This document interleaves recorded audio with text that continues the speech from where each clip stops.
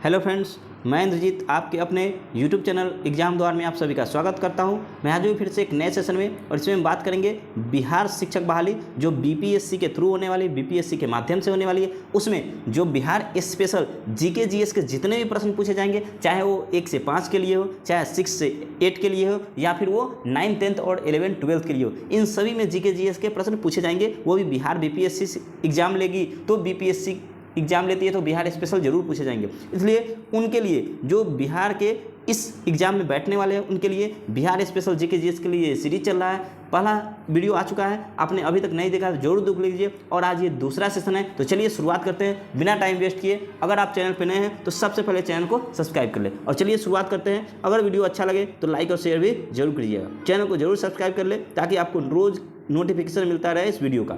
और हम इससे पहले कल हमने लगभग 100 प्रश्न 95 प्रश्न किए थे कल के सेशन में, यानी पहले सेशन में, पहले क्लास में 95 किए थे। आज भी लगभग 80-90 करेंगे। इसी तरह मैं चाहूँगा कि बहुत सारे प्रश्न आपको करा दूँ। जब तक एग्जाम का नोटिफिकेशन नहीं आता है तब तक आप बिहार स्पेशल पूरे कंप्लीट कर ले। तो चलिए शुरुआत करते हैं अपने आज के पहले प्रश्न के साथ। ये वो प्रश्न है जो सिर्फ बिहार स्पेशल के लिए ही महत्वपूर्ण है, बाकी सभी एग्जाम में पूछे जाएंगे लेकिन बिहार स्पेशल में सबसे ज़्यादा। ठीक है, चलिए पहला प्रश्न है, और पहले प्रश्न की हम शुरुआत करते हैं कि प्राचीन भारत में साम्राज्यवाद की शुरुआत और विकास का श्रेय दिया जाता है किसमें? प्राचीन भारत में किसको दिया जाता है? ऑप्शन है मगध को, कन्नौज को, वज्जी को या विदेह को।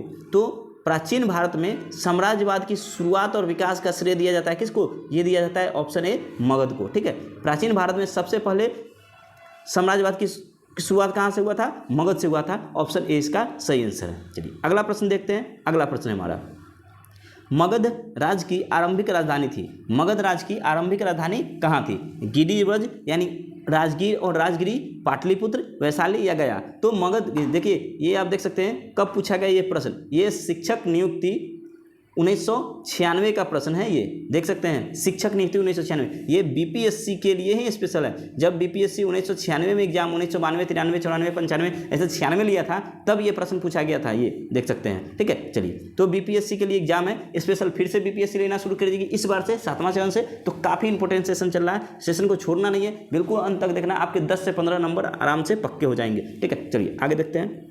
तो मगध राज्य की आरंभिक राजधानी कहाँ थी? तो ये थी ऑप्शन ए इसका सही आंसर है, गिरिब्रज यानी राजगीर और राजगिरी में इसकी राजधानी थी मगध राज्य की। हम आपको बिना ऑप्शन दिए आंसर बताएंगे इसलिए कि आपका टाइम कम लगे, हमें भी कम टाइम लगे आपको पढ़ाने में, ताकि हमको बहुत सारे प्रश्न आपको कराने हैं आपको। ठीक है, इसके लिए हम कम टाइम लेते हुए चलेंगे। चलिए आगे देखते हैं। तीसरा प्रश्न है, महाभारत तथा पुराणों के अनुसार मगध का सर्वप्रथम राजवंश था। कौन सा राजवंश था? ऑप्शन ए बृहदत्त वंश। पहला इसका आंसर सही है तो ऑप्शन ए को सीधे सही करते हुए हम आगे बढ़ेंगे। जो आंसर सही है वो हम करते हुए आगे बढ़ेंगे। ठीक है, चलिए चलते हैं। अगला प्रश्न देखते हैं। मगध जनपद का संस्थापक था कौन सा? बृहदत्त एवं जरासंध, महापद्मनंद या शिशुनाग। तो मगध जनपद का संस्थापक था, ये था ऑप्शन ए बृहदत्त और जरासंध। ऑप्शन ए इसका सही हो जाएगा क्या कि मगध जनपद का संस्थापक कौन था? बृहदत्त और जरासंध मगध जनपद का संस्थापक था। ठीक है, चलिए आगे चलते हैं। मगध साम्राज्य का वास्तविक संस्थापक था। अब वास्तविक संस्थापक कौन था मगध का? तो ये था ऑप्शन ए बिंबिसार। ठीक है, बिंबिसार का शासनकाल 544 ईस्वी पूर्व से 493 ईस्वी पूर्व तक रहा है। कब से? 544 से 493 ईस्वी तक। कौन? बिंबिसार का शासनकाल। और सबसे पहले मगध का इन्होंने ही स्थापना किया था। किसने? बिंबिसार ने ही स्थापना किया था। ऑप्शन ए इसका सही हो जाएगा। ठीक है, चलते हैं अगला प्रश्न पे। बिंबिसार एवं अजातशत्रु किस वंश के थे? ऑप्शन है हर्यक वंश, शिशुनाग वंश, नंद वंश या उपयुक्त में से कोई नहीं। तो ये बिंबिसार एवं अजातशत्रु किस वंश के थे? तो ये थे ऑप्शन ए हर्यक वंश के। याद रखना है, हर्यक वंश के थे बिंबिसार एवं अजातशत्रु। बिंबिसार को श्रेणिक तथा अजातशत्रु को कुनिक भी कहा जाता है। ये भी काफ़ी इंपॉर्टेंट है, 1 नंबर यहाँ से पूछा जा सकता है। 1 नंबर यहाँ से बनेगा, 1 नंबर यहाँ से बन सकता है। क्या कि बिंबिसार को श्रेणिक, ठीक है, बिंबिसार को श्रेणिक तथा अजातशत्रु को कुनिक कहा जाता था। बिंबिसार महात्मा बुद्ध का मित्र था, ये भी इंपॉर्टेंट है। बिंबिसार महात्मा बुद्ध का मित्र था, इसे श्रेणिक कहा जाता था। ठीक है, चलिए चलते हैं अगले प्रश्न पे। अगला प्रश्न हमारा प्रश्न नंबर 7। मगध साम्राज्य का उत्कर्ष प्रारंभ हुआ। मगध साम्राज्य का उत्कर्ष कब प्रारंभ हुआ था? तो जरासंध के शासनकाल में, अजातशत्रु के शासनकाल में, चंद्रगुप्त मौर्य के शासनकाल में, या बिंबिसार के शासनकाल में? तो ये हुआ था बिंबिसार के शासनकाल में मगध साम्राज्य का उत्कर्ष प्रारंभ हुआ था। बिंबिसार ने ही मगध का ओरिजिनल उसका प्रारंभ किया था। ठीक है, तो ऑप्शन क्या हो जाएगा? ऑप्शन डी इसका सही आंसर हो जाएगा, बिंबिसार के शासनकाल में। अगला देखते हैं, बिंबिसार ने किस राजकुमारी के साथ विवाह किया था? कौशल देवी, चिलना, खेमा या उपयुक्त सभी? तो बिंबिसार ने इनमें से किसके साथ विवाह किया था? तो इन्होंने कौशल देवी, चिलना और खेमा, इनमें सभी के साथ विवाह किया था, यानी ऑप्शन डी इसका सही आंसर हो जाएगा। देखिए, बिंबिसार ने वैवाहिक संबंधों द्वारा अपनी स्थिति सुदृढ़ की, मतलब अपनी स्थिति को ठीक किया। किसके द्वारा? वैवाहिक संबंध द्वारा। कौशल देवी कौशल की, खेमा पंजाब की, चिलना वज्जी संघ की राजकुमारी थी। ठीक है, इन सभी राजकुमारियों के साथ विवाह किया और वहाँ का पूरा वो राजा बन गया, मतलब तो सभी को मिला लिया। तो इसी तरह क्या बिंबिसार ने किस राजकुमारी के साथ विवाह किया? तो उपयुक्त सभी, ऑप्शन क्या हो जाएगा? ऑप्शन डी, कौशल देवी, चिलना और खेमा सभी के साथ। अगला पॉइंट देखते हैं, अगला प्रश्न, बिंबिसार ने ब्रह्मदत्त को पराजित कर कौन सा राज्य जीता था? अंग, कौशल, वज्जी या अवंती? तो इसका सही आंसर हो जाएगा ऑप्शन ए, अंग को जीता था। किसको? ब्रह्मदत्त को पराजित करके अंग को जीता था। कौन जीता था? बिंबिसार ने। ठीक है, हर्यक वंश का दूसरा शासक था। हर्यक वंश का दूसरा शासक कौन था? अजातशत्रु, उदयन, नागदशक या शिशुनाग? तो हर्यक वंश का दूसरा शासक था अजातशत्रु, यानी ऑप्शन क्या हो जाएगा? ऑप्शन ए इसका सही हो जाएगा। ठीक है, देखिए क्या अजातशत्रु के बारे में क्या है, तो अजातशत्रु कब से कब तक? 493 से 461 तक। ठीक है, अजातशत्रु ने अपने पिता बिंबिसार की हत्या कर सत्ता प्राप्त की थी। अपने पिता को मार दिया था, तब सत्ता पर बैठ गया था। किसने? अजातशत्रु ने। अपने पिता किसको? अजातशत्रु का पिता कौन था? तो ये था बिंबिसार। ठीक है, चलिए चलते हैं अगले प्रश्न पे। अगला प्रश्न है, राजगीर में दुर्ग तथा स्तूप की स्थापना मगध के किस शासक ने की थी? बिंबिसार, अजातशत्रु, उदयन या उपयुक्त में से कोई नहीं? तो किसने किया था? तो राजगीर में दुर्ग तथा स्तूप की स्थापना अजातशत्रु, यानी ऑप्शन बी अजातशत्रु ने की थी। ठीक है, चलिए चलते हैं अगले प्रश्न पे। वज्जी संघ के लिच्छवियों को पराजित करने वाला मगध का शासक था। वज्जी संघ के लिच्छवी, वज्जी संघ कई राज्यों का संघ थी, याद रखना है। ठीक है, वज्जी संघ कई राज्यों की संघ थी। तो वज्जी संघ के लिच्छवियों को पराजित करने वाला मगध का शासक कौन था? ऑप्शन है बिंबिसार, अजातशत्रु, नागदशक या उपयुक्त में से कोई नहीं? तो ये कौन था? ऑप्शन बी अजातशत्रु था। ठीक है, चलिए आगे देखते हैं अगला प्रश्न। अजातशत्रु के साथ प्रेम संबंध के लिए चर्चित नर्तकी आम्रपाली कहाँ की थी? तो आम्रपाली कहाँ की थी? तो ऑप्शन है कौशल, चंपा, वैशाली या पाटलिपुत्र? तो अजातशत्रु के साथ प्रेम संबंध में चर्चा में रहने वाली नर्तकी थी वैशाली, यानी ऑप्शन सी। ये कहाँ, सॉरी आम्रपाली थी, ये आम्रपाली कहाँ की थी? तो ये वैशाली की थी। ठीक ना, वैशाली की नर्तकी थी आम्रपाली। चलिए अगला देखते हैं अगला प्रश्न। अजातशत्रु ने किस राज्य के साथ युद्ध में प्रथम बार रथ, मूसल और महाशिलाकट नामक हथियारों का प्रयोग किया था? तो ये किया था लिच्छवी के साथ युद्ध में। ऑप्शन क्या हो जाएगा? ऑप्शन सी, लिच्छवी के साथ जब युद्ध हुआ तो उसने इन सभी हथियारों का उपयोग किया था, रथ, मूसल और महाशिलाकंटक का उपयोग किया था। चलिए अगला देखते हैं अगला प्रश्न है, प्रथम मगध साम्राज्य का उत्कर्ष किस शताब्दी में हुआ था? ठीक है, प्रथम मगध साम्राज्य का उत्कर्ष किस शताब्दी में हुआ था? तो इसका सही आंसर है चौथी शताब्दी, छठी, दूसरी या पहली? तो इसका उत्कर्ष हुआ था ईसा पूर्व छठी शताब्दी में, यानी ऑप्शन बी। ऑप्शन है प्रथम, क्वेश्चन है प्रथम मगध साम्राज्य का उत्कर्ष किस शताब्दी में हुआ था? प्रथम मगध साम्राज्य का, तो ये हुआ था ईसा पूर्व छठी शताब्दी में, आपको याद रखना है। ठीक है, चलिए चलते हैं अगले प्रश्न पे। उससे पहले अगर आपने अभी तक चैनल को सब्सक्राइब नहीं किया है तो चैनल को जरूर सब्सक्राइब कर ले, और वीडियो कैसा लग रहा है आप हमें कमेंट करके जरूर बताएं। अगर आपने पहला वीडियो नहीं देखा है तो वो भी जरूर देख ले, बहुत इंपॉर्टेंट सेशन चल रहा है, बस आपका एग्जाम में अच्छे नंबर आ जाए इसके लिए ये तैयारी चल रही है। चलिए चलते हैं अगले प्रश्न पे। अगला प्रश्न है, पाटलिपुत्र नगर की स्थापना किस शासक ने की थी?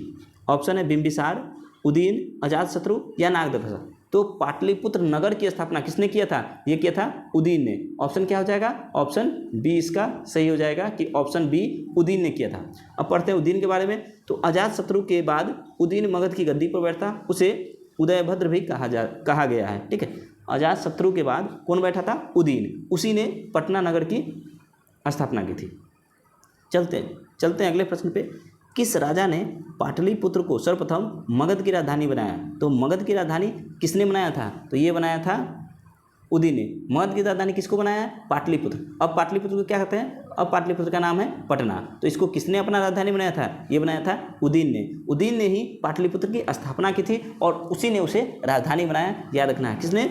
उदीन ने। ठीक है, चलिए चलते हैं अगले प्रश्न पे। हर्यक वंश का अंतिम शासक कौन था?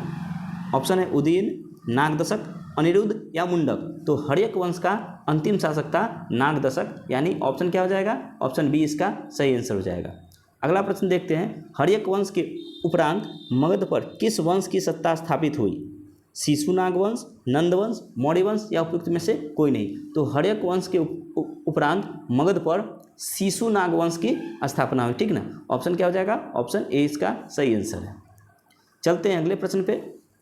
सर्वप्रथम मगध के किस शासक ने गिरिव्रज यानी राजगिरी के अतिरिक्त वैशाली को भी अपनी राजधानी बनाया? ऑप्शन है कालाशोक, नागदशक, महापद्मनंद या शिशुनाग। तो शिशुनाग ने गिरिव्रज के अतिरिक्त वैशाली को भी अपनी राजधानी बनाया था। ऑप्शन डी इसका सही आंसर हो जाएगा। चलिए अगला प्रश्न है। किस शासक ने पाटलिपुत्र को पुनः राजधानी बनाया और तब से मगध साम्राज्य की राजधानी पाटलिपुत्र ही रही? किस शासक ने पाटलिपुत्र को पुनः राजधानी बनाया, मतलब दोबारा से राजधानी बनाया, और तब से वो मगध साम्राज्य की राजधानी रहा पाटलिपुत्र? ऑप्शन है नागदशक, घनानंद, कालाशोक या महापद्मनंद। तो ये बनाया था ऑप्शन सी कालाशोक ने। कालाशोक ने दोबारा उसको राजधानी बनाया था पाटलिपुत्र को। चलिए चलते हैं कालाशोक को एक और चीज़ देख लेते हैं। कालाशोक को क्या कहा जाता है? तो काकवर्ण भी कहा जाता है, याद रखना है। कालाशोक को काकवर्ण भी कहा जाता है। अगला प्रश्न देखते हैं, प्रश्न नंबर 22। द्वितीय बौद्ध संगीति का आयोजन किसके शासनकाल में हुआ था? ऑप्शन है अजातशत्रु, नागदशक, चंद्रगुप्त मौर्य या कालाशोक। तो द्वितीय बौद्ध संगीति का आयोजन कालाशोक के शासनकाल में हुआ था, यानी ऑप्शन क्या हो जाएगा? ऑप्शन डी इसका सही आंसर हो जाएगा। द्वितीय बौद्ध संगीति कालाशोक। ठीक है, चलिए चलते हैं अगले प्रश्न पे। द्वितीय बौद्ध संगीति का आयोजन कहाँ हुआ था? एक तो किसके शासनकाल में हुआ था? तो ये कालाशोक के शासनकाल में हुआ था। अब है कहाँ हुआ था? तो द्वितीय बौद्ध संगीति वैशाली में हुआ था। ठीक ना, द्वितीय बौद्ध संगीति वैशाली में हुआ था। किसके शासनकाल में? तो कालाशोक के शासनकाल में, याद रखना है। चलिए अगला चलते हैं, अगला प्रश्न। द्वितीय बौद्ध संगीति की अध्यक्षता किसने की थी? तो ये किसने किया था? ये किया था साबर कमीर ने। साब कमीर ने किया था। ठीक है, देखिए द्वितीय बौद्ध संगीति के बारे में यहाँ 3 चीज़ें हैं, 3 प्रश्न एक ही साथ है, आपको देख लेते हैं। फिर से हम देख लेते हैं, द्वितीय बौद्ध संगीति का आयोजन किसके शासनकाल में हुआ? तो कालाशोक के शासनकाल में। कहाँ हुआ? ठीक है, तो कहाँ हुआ था? ये वैशाली में हुआ था। इसके शासनकाल में, कालाशोक के शासनकाल में वैशाली में हुआ। और किसने इसका अध्यक्षता किसने की? तो साब कबीर ने इसकी अध्यक्षता की। किसकी? द्वितीय बौद्ध संगीति की। ये 3 प्रश्न किससे हैं? द्वितीय बौद्ध संगीति से ही है और 3 सीरियल वाइज है, तो आपको ये तीनों प्रश्न आराम से याद हो जाएंगे। चलिए अगला चलते हैं, अगला प्रश्न की तरफ। नंद वंश का संस्थापक था। नंद वंश का संस्थापक कौन था? तो ये था महापद्मनंद। ऑप्शन क्या हो जाएगा? ऑप्शन ए इसका सही आंसर हो जाएगा कि नंद वंश का संस्थापक था महापद्मनंद। ठीक है, चलिए चलते हैं अगले प्रश्न की तरफ। आप वीडियो को लाइक और शेयर जरूर कर दें, ठीक है, जिससे हमें भी हौसला मिलता रहे आगे और भी इस टाइप के सीरीज लाने का। ठीक है, चलते हैं अगले प्रश्न पे। अगला प्रश्न है, मगध के किस शासक को कली का अंश यानी परशुराम अवतार, क्षत्रियों का नाशक यानी सर्वछत्रांक एवं एकत्र और एकराट कहा गया है? ये किसको कहा गया है? तो ये कहा गया है महापद्मनंद को। ऑप्शन क्या हो जाएगा? ऑप्शन बी इसका सही आंसर हो जाएगा। चलिए अगला देखते हैं। नंद वंश का अंतिम शासक था। नंद वंश का अंतिम शासक कौन था? महापद्मनंद, मुंडक, घनानंद या कालाशोक। तो अंतिम शासक था नंद वंश का घनानंद। ठीक है, ऑप्शन क्या हो जाएगा? ऑप्शन सी इसका सही आंसर है। चलते हैं अगले प्रश्न की तरफ। अगला प्रश्न है, प्रथम बौद्ध संगीति का आयोजन किसके शासनकाल में हुआ था? ऑप्शन है बिंबिसार, अजातशत्रु, कालाशोक या घनानंद। ठीक है, तो प्रथम बौद्ध संगीति का आयोजन किसके काल में हुआ था? ये हुआ था अजातशत्रु के अथी में, अजातशत्रु के शासनकाल में। ठीक है, प्रथम बौद्ध संगीति का आयोजन अजातशत्रु के शासनकाल में हुआ था, जबकि द्वितीय बौद्ध संगीति का आयोजन किसके शासनकाल में हुआ था? तो कालाशोक के शासनकाल में। ठीक है, चलिए चलते हैं अगले प्रश्न पे। और द्वितीय बौद्ध संगीति कहाँ आयोजन किया गया था? तो वैशाली में किया गया था। ठीक है, चलिए चलते हैं अगले प्रश्न पे। प्रथम बौद्ध संगीति का आयोजन कहाँ हुआ था? तो ये कहाँ हुआ था? ये हुआ था राजगिरी यानी गिरिव्रज में हुआ था। प्रथम बौद्ध संगति राजगिरी गिरिवर्ज में हुआ था। द्वितीय बौद्ध संगति कहाँ हुआ था? तो ये हुआ था वैशाली में। प्रथम बौद्ध संगति का आयोजन किसके शासनकाल में हुआ था? तो प्रथम बौद्ध संगति का आयोजन अजातशत्रु के शासनकाल में हुआ था। द्वितीय बौद्ध संगति का आयोजन किसके शासनकाल में हुआ था? तो ये कालाशोक में हुआ था। ठीक है, चलिए अगला चलते हैं अगले प्रश्न पे। प्रथम बौद्ध संगति की अध्यक्षता किसने किया था? प्रथम बौद्ध संगति की अध्यक्षता किसने किया था? तो ये किया था महाकश्यप ने। ठीक है, कौन? महाकश्यप। प्रथम बौद्ध संगति की अध्यक्षता महाकश्यप ने की थी। ठीक है, चलिए चलते हैं अगले प्रश्न पे। ये वो सेशन चल रहा है जो आपके लिए बहुत इंपॉर्टेंट है बीपीएससी एग्जाम के लिए। ठीक ना, बीपीएससी टीचर बहाली के लिए, टीचर बहाली के लिए बहुत इंपॉर्टेंट। वैसे तो ये बीपीएससी के लिए भी काम आएगा, बीपीएससी में बहुत इंपॉर्टेंट है। बीपीएससी के एग्जाम जो आपके प्री है, मेंस है, इनमें भी बहुत काम आएंगे प्री में। ठीक है, साथ में बीपीएससी टीचर वाले के लिए भी ये स्पेशल है। तो आपको किसी भी एग्जाम के लिए 1 से 5 है, टीचर के लिए 1 से 5 है, 6 to 8 है, 9 से 12 है। इन सभी में आपको जीके जीएस पूछे जाएंगे। चूंकि एग्जाम बीपीएससी ले रहा है तो बिहार स्पेशल जरूर पूछे जाएंगे। तो इसके लिए आपको ये तैयारी करके रखना है। ठीक है, चलिए चलते हैं अगले प्रश्न पे। मगध साम्राज्य में कलिंग का विलय सर्वप्रथम किया था, किसने किया था? अशोक ने, चंद्रगुप्त मौर्य ने, बिंबिसार ने या महापद्म नंद ने? तो ये किसने किया था? ये किया था ऑप्शन डी, महापद्म नंद ने किया था। ठीक है, चलते हैं अगले प्रश्न पे। अगला प्रश्न है, निम्नलिखित में से मगध का कौन सा राजा सिकंदर महान का समकालीन था? सिकंदर महान के समकालीन कौन था? ऑप्शन है महापद्म नंद, घनानंद, सुकल्प या चंद्रगुप्त मौर्य। तो सिकंदर महान के समकालीन था, वो था ऑप्शन बी, घनानंद। ठीक है, चलिए चलते हैं अगले प्रश्न की तरफ।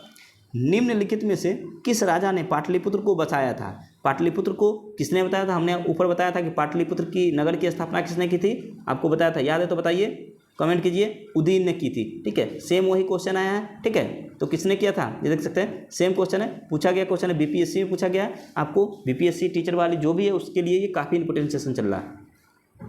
तो निम्नलिखित में से किस राजा ने पाटलिपुत्र को बचाया था? तो ये बताया था उदयन ने। ऑप्शन क्या हो जाएगा? Option D. एक ही प्रश्न कई बार आ रहा है तो इससे आपको फायदा ही है। ठीक है, चलिए आगे देखते हैं। अगला प्रश्न है, मगध के शासक अजातशत्रु ने किसके आक्रमणों के प्रतिरोध में गंगा और सोन गंगा और सोन के संगम पर अवस्थित पाटलिग्राम को सुरक्षित तथा किलों को सुसज्जित किया, जो आगे चलकर पाटलिपुत्र नगर बना?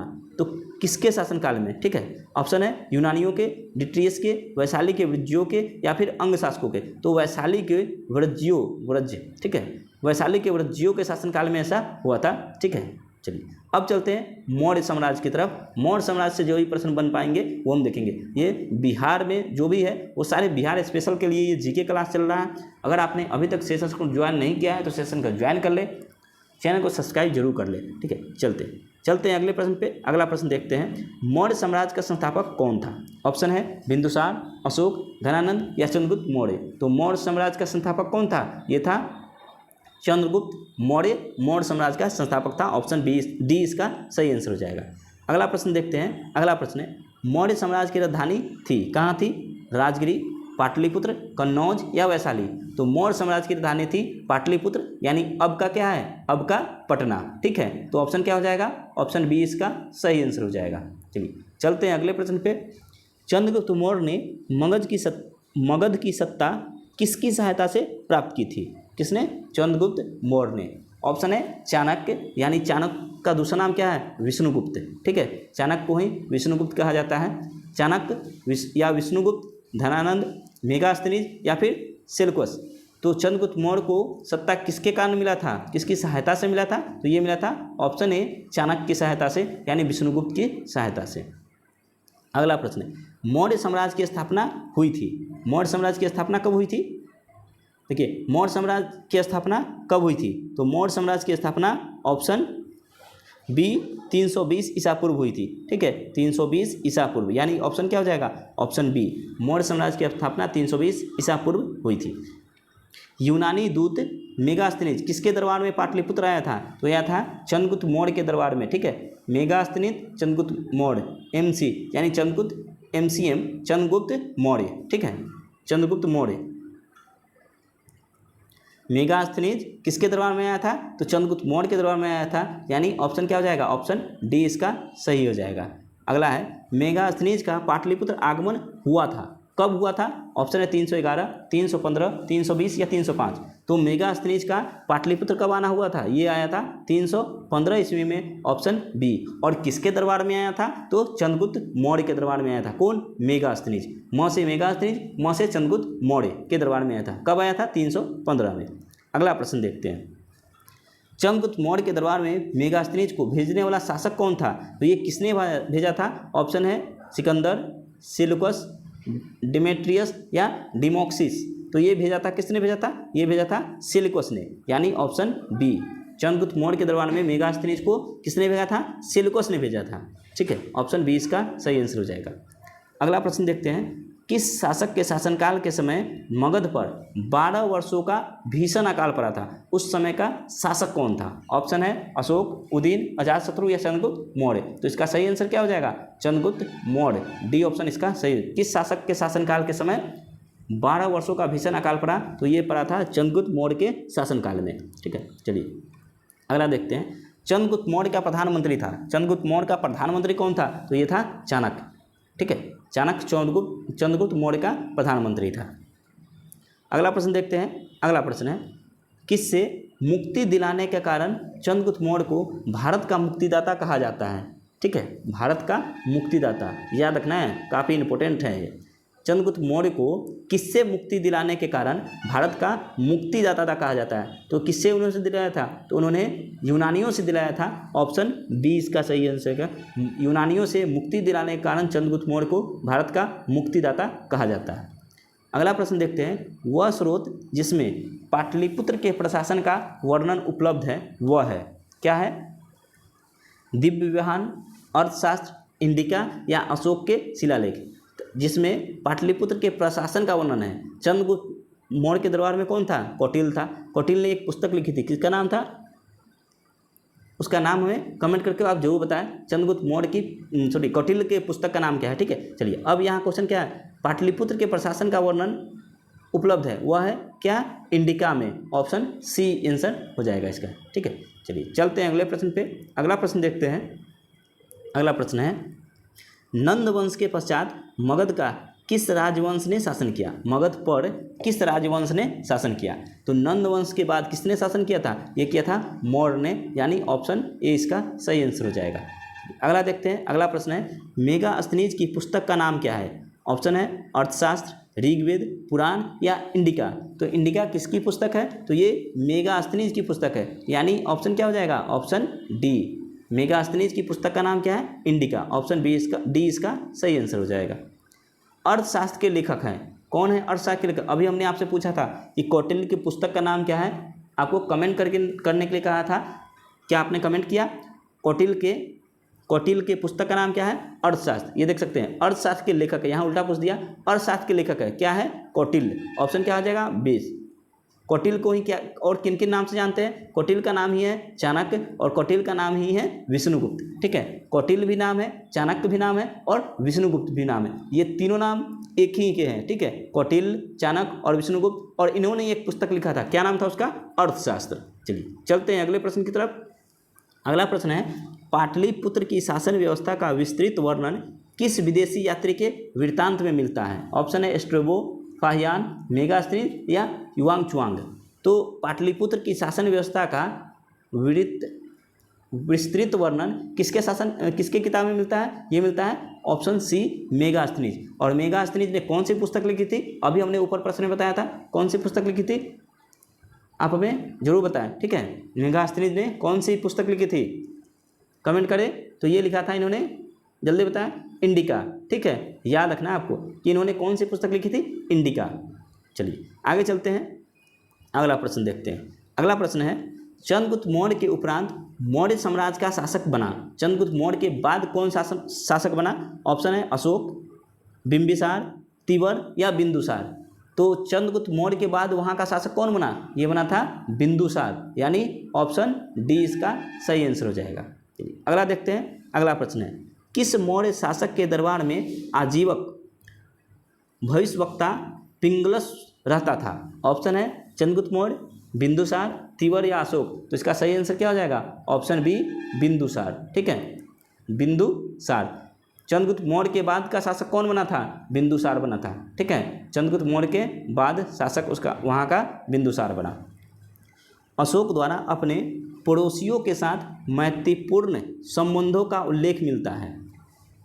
किसमें मिलता है ये कि ठीक है, अशोक द्वारा अपने पड़ोसियों के साथ मैत्रीपूर्ण संबंधों का उल्लेख मिलता है, ये किस अभिलेख से मिलता है? ऑप्शन है शहबाजगढ़ी अभिलेख से, ब्रह्मागढ़ी अभिलेख से, शिलालेख 13 में, या फिर सोपारा अभिलेख से। तो ये मिलता है शिलालेख 13 अभिलेख से, यानी ऑप्शन क्या हो जाएगा? ऑप्शन सी।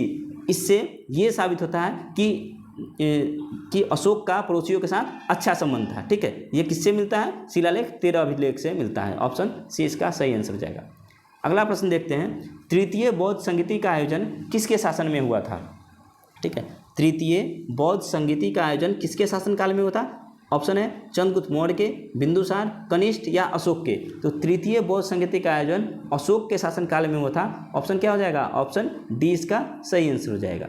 चलिए अगला प्रश्न देखते हैं, तृतीय बौद्ध संगीति की अध्यक्षता किसने की? ऑप्शन है मोगलीपुत्र तिस, पिंगलस, महाकश्यप या वसुमित्र। तो इसका सही आंसर क्या हो जाएगा? सही आंसर है ऑप्शन ए, मोगलीपुत्र तिस।